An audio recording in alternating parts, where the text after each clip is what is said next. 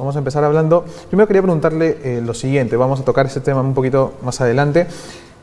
Por la presión del pueblo, las bancadas, como lo mencionaba, pidiendo la cabeza de Pedro Chávarri, tuvo que renunciar. ¿Era tan insostenible su presencia en el Ministerio Público para usted? Yo creo que sí, Diego. En realidad, esta era la crónica de una muerte anunciada. Ya la presión mediática, por un lado, por otro lado la presión de la calle, por otro lado la presión política, habían cercado a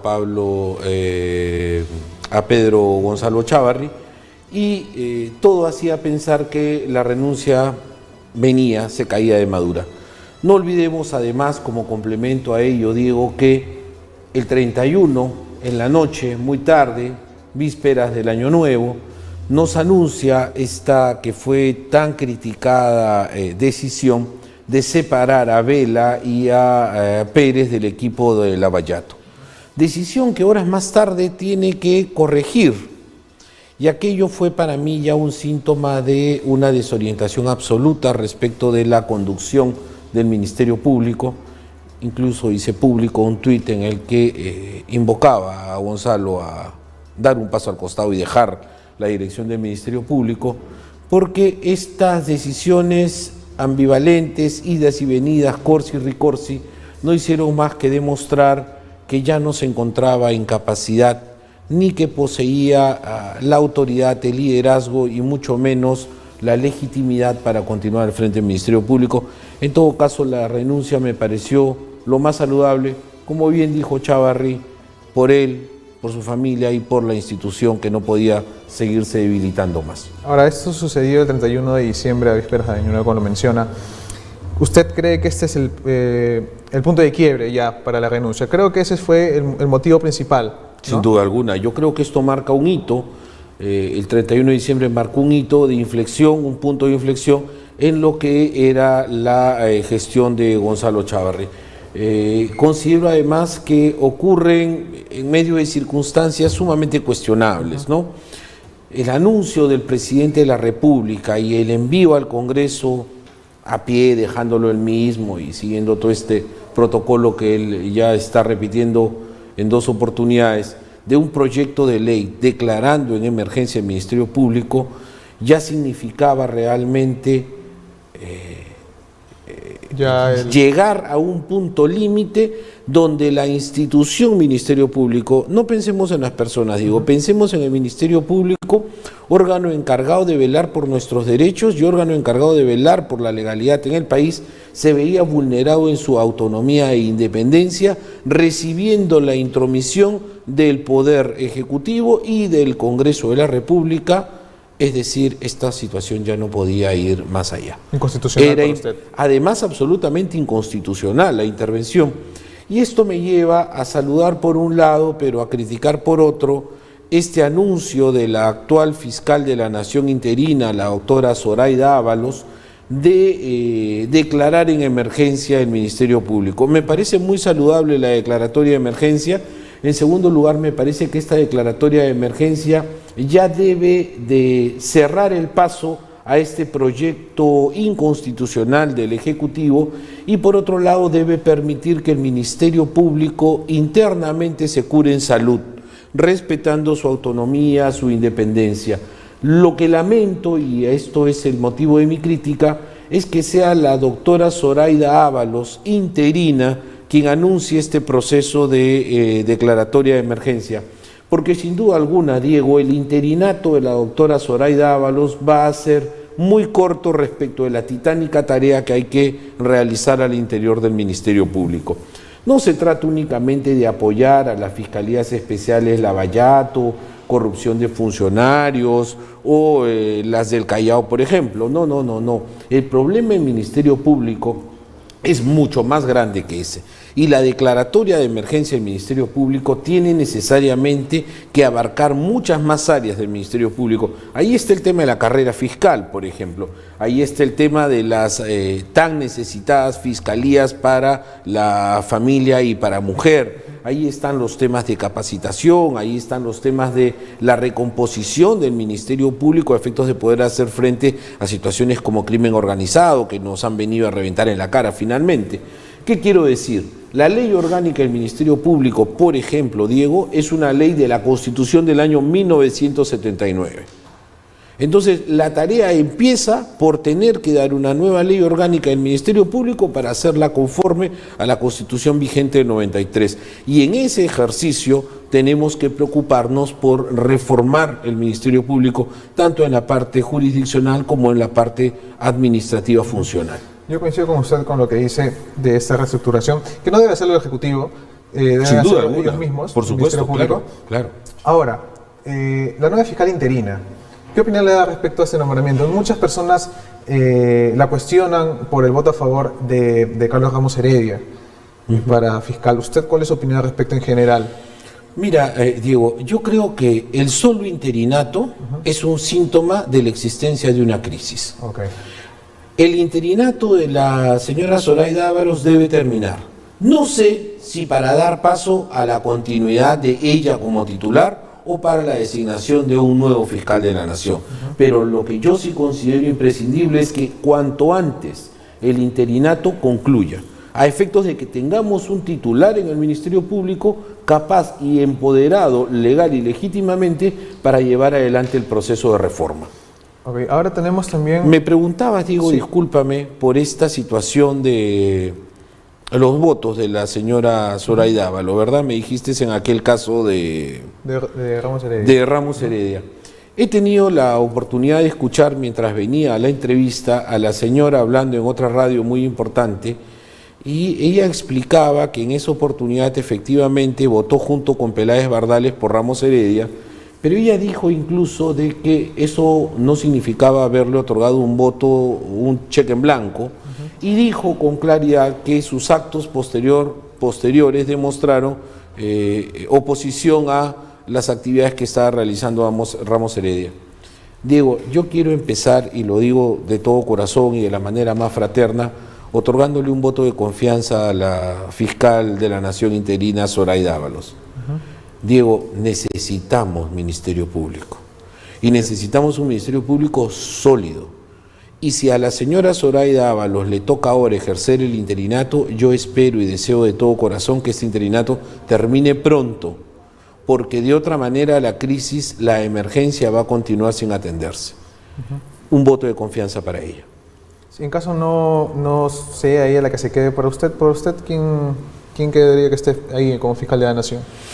Pues mira, en realidad hemos visto que está dividido en dos grupos la Junta de Fiscales Supremos. Y en la Junta de Fiscales Supremos también tenemos a 3 que están vinculados con los Sí, teníamos ahí, según se ha mencionado, a Chávarri, a Gálvez y a Víctor Rodríguez. Y del otro lado tenemos a Pablo Sánchez, que ya fue fiscal de la Nación, y a la doctora Ábalos.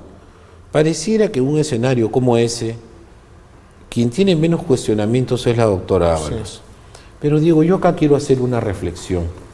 Diego, estamos hablando de señores fiscales supremos con más de 30 años de carrera profesional.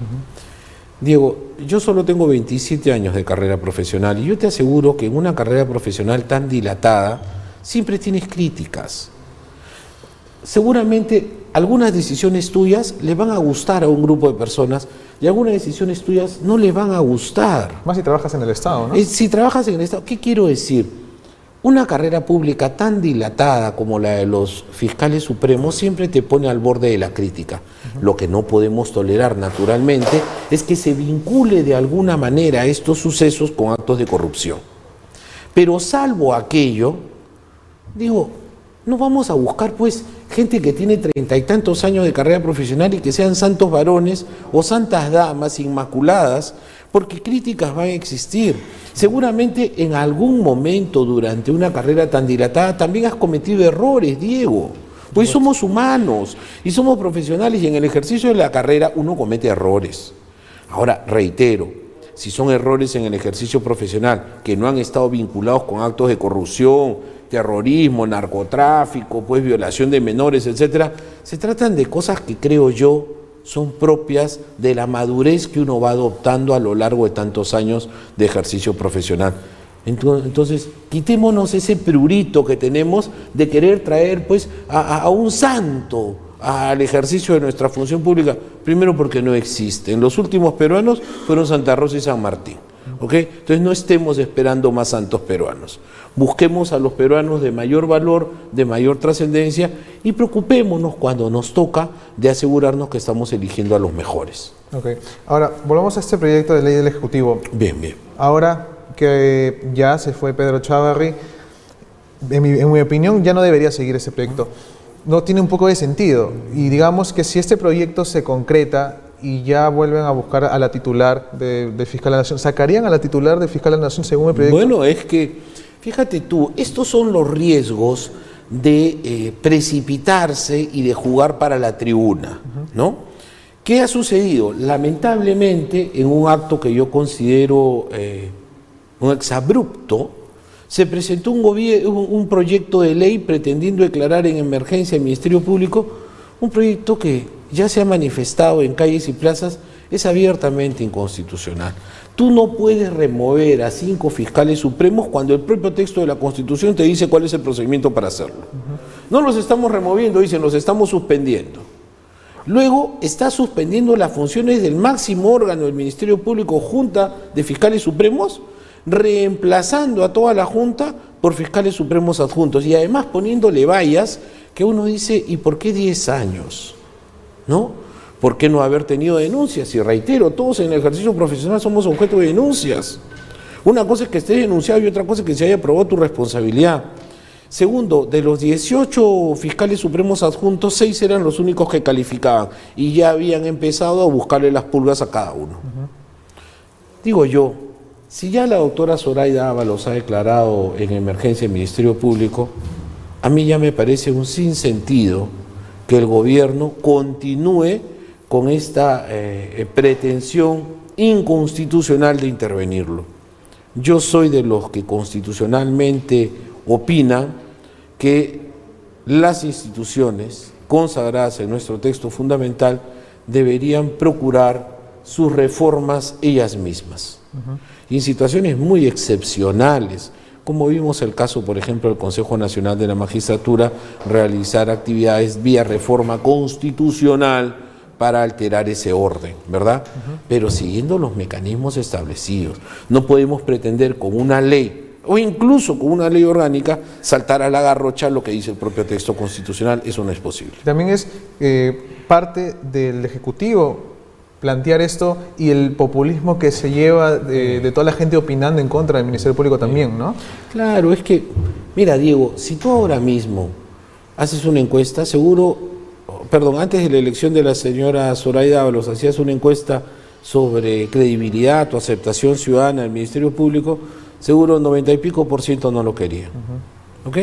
Porque sí, pues en efecto, es así, y es difícil hacerle comprender a la ciudadanía que está tan exacerbada que cualquier tipo de reforma tiene que darse en el marco del orden constitucional. La gente no quiere constitución, no quiere ley, no, la gente quiere linchamiento público. ¿A quién quemamos? Piedras, fuego, ¿no? Eso no es posible, y menos en una sociedad democrática como la que aspiramos tener.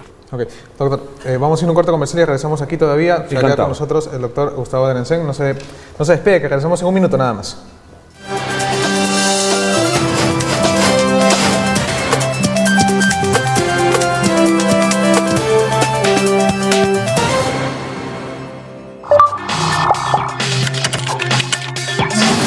Situación insostenible. Tras 5 meses como fiscal de la Nación, Pedro Chávarri dimitió como titular del Ministerio Público. Está bajo sospecha. Según fuentes de la Policía Nacional, la asesora de Pedro Chávarri, Rosa María Venegas, ingresó a la oficina de Juan Manuel Duarte para retirar documentos. Hora de decidir. Según César Segura, la Subcomisión de Acusaciones Constitucionales del Congreso discutirá y tomará la decisión de priorizar denuncias contra Pedro Chávarri. Jorge del Castillo declaró en Mañanas Informativas. Hay que darle prioridad a esos temas para que se vean prontamente y salir de esta crisis, pues no podemos estar discutiendo solamente el caso Chávarri. Le cerraron el pase. El canciller peruano Néstor Popolicio anunció la prohibición de ingreso a Nicolás Maduro al territorio peruano, como parte del acuerdo entre los países del Grupo Lima.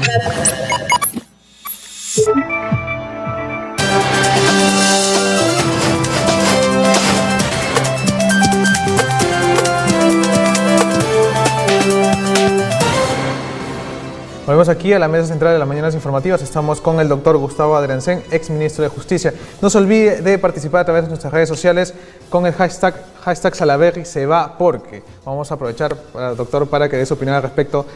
Hashtag, ¿por qué se está yendo Salaverry por usted? Bueno, ya la situación de Salaverry también resultaba insostenible, ¿no? Mira, Salaverry es uno más de los aupados a última hora Fuerza Popular y al ciclón que significaba Keiko Fujimori en el periodo electoral. Y él abandona el APRA, donde ya no tenía espacio, es decir, el APRA se ha encargado de taponear con sus viejos líderes las cúpulas, ¿no? La cúpula del partido, y ya cualquier político aprista que quiere emerger no tiene dónde, porque los puestos directivos están copados. Acuérdate de los cuarentones, Diego. Ya los cuarentones ahora son cincuentones, porque ellos son de mi generación y hasta el día de hoy no se les ve en ninguna parte. Entonces Salaverry, que tiene de astuto, dice, bueno, yo por acá no voy a ninguna parte. Y con las habilidades y el piquito de oro, toma ruta diferente y se va con Fuerza Popular, donde además se sentía la ausencia de líderes, de políticos preparados para transmitir el discurso de Keiko. Con algunos aportes, seguramente consigue posesionarse bien en la lista y llega a Fuerza Popular allí. Sin embargo, Salaverry, como muchos otros invitados, ya se están hablando hasta de 9 o 10 que abandonarían en los días próximos la bancada. Salaverry, pues sin identificación ideológica con Fuerza Popular, porque no la tiene, en todo caso tendría identificación ideológica con el APRA, pero no con Fuerza Popular, empieza a ver cómo se produce esta crisis, vinculados primero con temas de corrupción y segundo con el desencadenamiento de la prisión de la lideresa. Y pues es ahora el partido algo así como una gallina sin cabeza que corre en círculos, no sabe dónde ir. Y se han iniciado las guerras intestinas. La primera que vimos muy dura fue la de la señora Fujimori con el hermano, que significó la primera decisión, la partida de los Avengers. Después vimos a la señora, ella que llevaba el tema electoral, ¿te acuerdas? Donaire. Después hemos visto otras partidas más, gota a gota. Se fue la señora Vilca Toma, regresó la señora Vilca Toma porque le habían ofrecido una vicepresidencia, pero se han seguido yendo. ¿Qué más ha ocurrido al interior de Fuerza Popular? Tenemos que por lo menos 2 testigos protegidos son de la bancada y ya se apartaron. Sabemos que el señor, el cantante, aquel, el tenor Petrozzi, también ha abandonado la bancada. Entonces, es una fuerza, Diego, que se va desmembrando de a pocos, y Salaverry advierte el fenómeno meses atrás y dice, bueno, tengo que pasar por lo que yo entiendo me corresponde, que es la presidencia. Y se presenta como candidato a la presidencia, en la que recordará fue lista única, Sí. ¿no? Y solamente ellos votaron por él. Es decir, Salaverry no le debe votos a nadie más que a Fuerza Popular, porque no tiene ningún voto en ninguna otra bancada. Pero frente a la crisis, Salaverry empieza con un aire de autonomía, muy político él, diciendo, yo soy presidente del Congreso, voy a pedir una licencia a mi bancada. Cuando esa licencia ya no era sino la antesala de lo que hoy día se va a concretar su renuncia, porque él ya veía que esto era insostenible. Ahora, la crisis es preocupante, Diego, porque mira, tenemos un presidente de la República sin bancada, tenemos un presidente del Congreso sin bancada. ¿Qué está pasando con los líderes de 2 poderes del Estado tan importantes?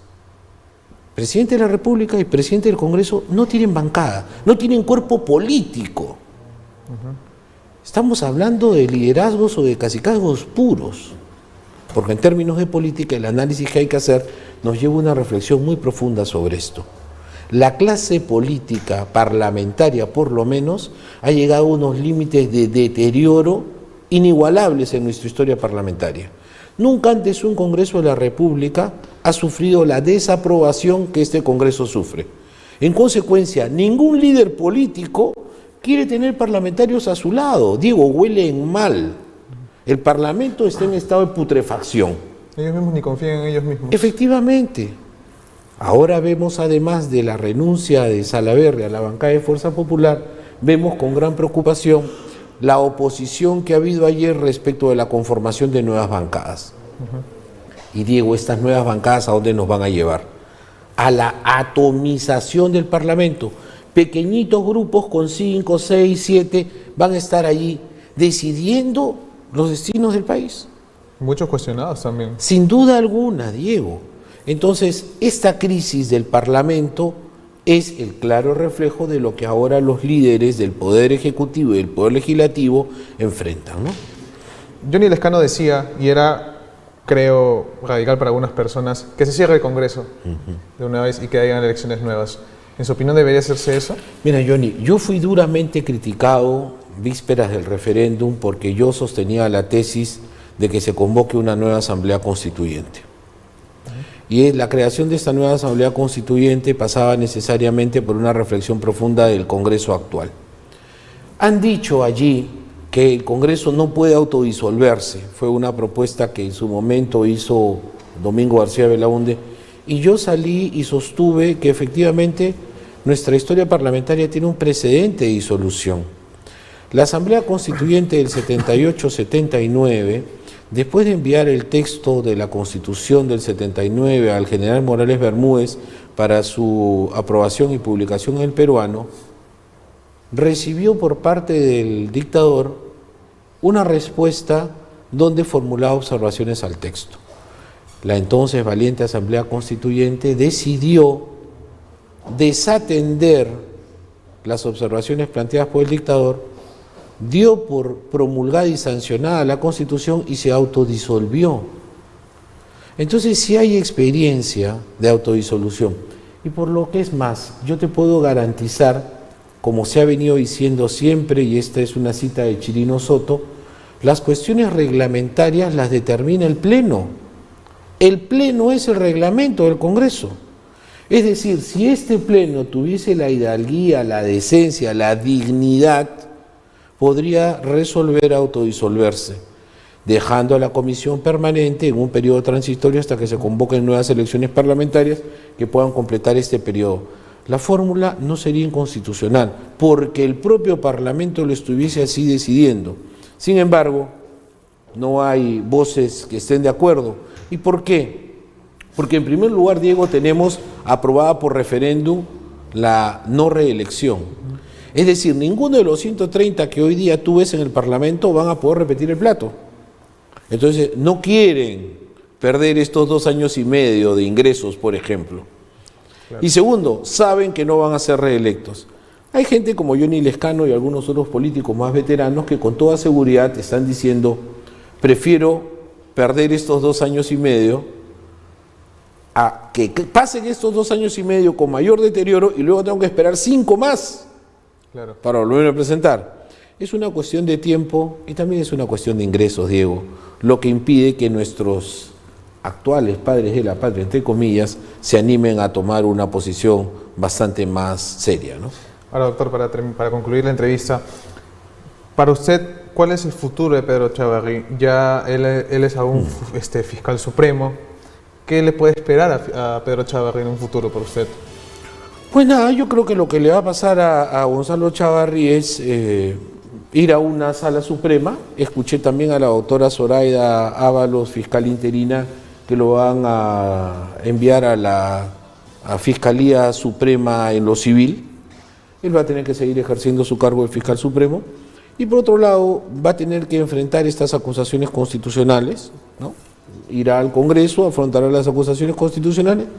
Es decir, le va a ocurrir lo que le iba a ocurrir si en su momento no aceptaba la elección y daba un paso al costado, pero sin los cuestionamientos y el deterioro que ha padecido ahora. Claro. Eso es lo único que le podría ocurrir, legalmente más nada, no, eso es todo, no veo yo dificultad. Y si es como dice Gonzalo Chávarri, ser inocente, él con la experiencia que tiene no va a tener mayor dificultad en probar su inocencia ante el Congreso de la República si corresponde o ante las instancias jurisdiccionales, no veo yo mayor dificultad. Okay. Estuvo con nosotros en Mesa Central de Mañanas Informativas el doctor Gustavo Adriancén, ex ministro de Justicia. Muchas gracias por su visita. Gracias, Diego, a ti por la invitación. Vamos a ir a un corte comercial y regresamos con María Laura y su Café para Dos en un minuto nada más.